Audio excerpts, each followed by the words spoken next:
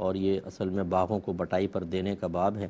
کہ اگر کسی کے باغات ہوں تو وہ کسی کو دے دے کرائے کے اوپر، وہ اس میں پیداوار پیدا کرے، محنت کرے، اور جو پھل آئیں اس میں پھر وہ پرسنٹ کے اعتبار سے دونوں حصہ تقسیم کر لیں۔ لیکن چونکہ وہ باغوں کو پانی بھی دیا جاتا ہے تو پانی کے مسائل، پھر باغ بعض اوقات وقف کیے جاتے تھے یا کسی کی ملکیت میں دیے جاتے تھے تو وہ والی حدیثیں بھی،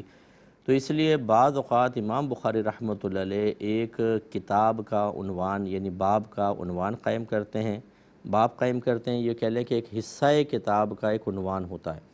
لیکن عنوان کے تحت جو حدیثیں لے کر آتے ہیں وہ بعض اوقات عنوان سے بالکل میچ نہیں کر رہی ہوتی، اس لیے بخاری شریف سے کسی حدیث کو ڈھونڈنا تھوڑا سا مشکل اس لیے ہو جاتا ہے کہ آپ یہ کہتے ہیں کہ چلیں باغات کے بارے میں ہے تو میں وہاں دیکھوں، لیکن وہ آپ کو مزارعات میں مل جائیں گی، اور مزارعات کے لیے آپ تلاش کریں گے حدیثیں تو وہ آپ کو باغ کے اور معاملے میں، ابھی جیسے کمانے کا باب لکھا تھا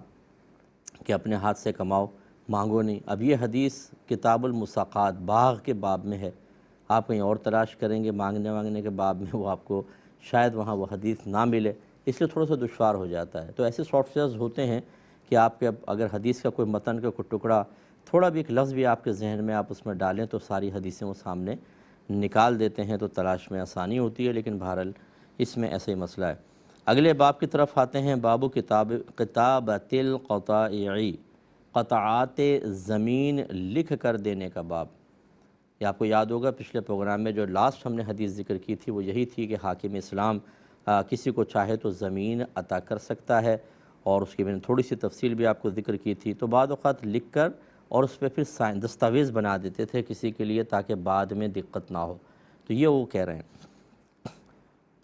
تو 2377 نمبر حدیث پاک ہے، حضرت انس رضی اللہ تعالی عنہ بیان کرتے ہیں کہ نبی کریم صلی اللہ علیہ وسلم نے انصار کو بلایا تاکہ بحرین کا ایک قطعہ ان کو عطا کریں، یعنی زمین کا ایک ٹکڑا ان کو دیں۔ انہوں نے عرض کی یا رسول اللہ اگر آپ اس طرح کر رہے ہیں تو ہمارے بھائیوں میں سے قریش کو بھی اتنا ہی عطا کر دیں، یعنی مہاجر بھائیوں کو بھی دے دیں۔ اس وقت نبی کریم صلی اللہ علیہ وسلم کے پاس اور قطعات نہیں تھے، تو آپ نے فرمایا کہ بے شک تم عنقریب میرے بعد دیکھو گے کہ دوسروں کو تم پر ترجیح دی جائے گی، پس تم صبر کرنا حتیٰ کہ تمہاری مجھ سے ملاقات ہو۔ تو پیچھے اس کی تھوڑی سی شرح گزر چکی ہے، لیکن ٹائم کم تھا، اس پہ تھوڑا سا اور کلام کر لیتے ہیں کہ رحمت کونین صلی اللہ علیہ وسلم ایک لیڈر ہیں، ایک رہنما ہیں، اور رہنما کو اپنے متبعین کے حالات، ان کی کیفیات اور فیوچر میں جو کچھ ہونے والا ہے اس کے بارے میں شعور حاصل ہونا چاہیے۔ نبی کریم صلی اللہ علیہ وسلم کا معاملہ تو یہ تھا کہ چونکہ وحی الہی کا سلسلہ تھا، آپ فیوچر کے بارے میں اللہ کی عطا سے جب اللہ کوئی اطلاع دے دے، خبر دے دے تو آپ جان لیا کرتے تھے، اس لیے میں نے پھر یہ لفظ استعمال کیا کہ شعور حاصل ہونا چاہیے کہ آج سے 10 سال بعد کیا حالات ہوں گے، 5 سال بعد کیا ہوں گے، تو اپنے متبعین کے لیے آسانیاں پیدا کرنا اور ان کو آسودہ حال کرنا تاکہ دین کا نظام اچھا چلتا رہے، ان کے اپنے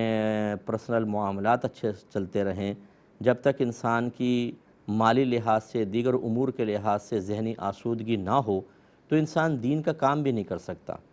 ایک عالم دینی معاشی مسئلے میں پھنسا ہوا بیچارہ تو کیا وہ دین کا کام کرے گا، کیا وہ لوگوں کو دین کے قریب بلائے گا، وہ تو اپنے بجلی کا بل ہی پورا کرنے کے چکر میں بیچارہ پھنسا ہوا ہوگا۔ تو اس لیے نبی کریم صلی اللہ علیہ وسلم کی اس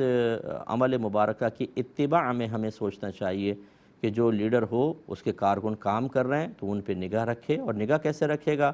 وہ غیب تو نہیں جانتا، تھوڑا سا ان کو قریب کرے، ان سے گفتگو کرے، تم کیا کرتے ہو، کیا کام ہے، تمہارے گھر کے ممبر کتنے ہیں، کیسے گھر کا گزارا ہوتا ہے۔ جو ایکٹیو ممبر ہوتے ہیں، جو بہت مخلص ہو کے کام کرنے والے ہوتے ہیں، ان ذمہ داری ہوتی ہے ایک لیڈر کی کہ ان کو کم از کم اپنے اس تنظیمی کام کے لیے، کوئی آستانے کے کام کے لیے، کوئی اور ادارے کے کام کے لیے ان کو ذہنی یکسوئی فراہم کی جائے۔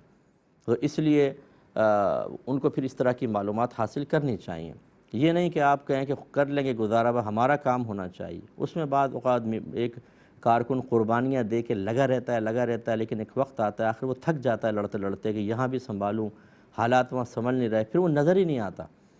پھر وہ لیڈر پوچھتا ہے وہ کہاں گیا، جی وہ تو اپنے کام دھندوں میں لگ گیا۔ جو دوسرے ہوتے ہیں وہ چاہتے ہیں وہ قریبی نہ آئے اور اس کی ویلیو نہ بنے، ہماری بن جائے، تو وہ تو اپنے کام دھندے میں لگ گیا۔ اچھا بھائی، بڑا عجیب آدمی، دیکھو آستانہ چھوڑ کے چلا گیا، تنظیم چھوڑ کے چلا گیا، بھئی تو آپ یہ تو دیکھیے کہ آپ نے اس کے لیے کیسے حالات بنائے کہ وہ یہاں ٹک کر آرام سے کام کر سکے۔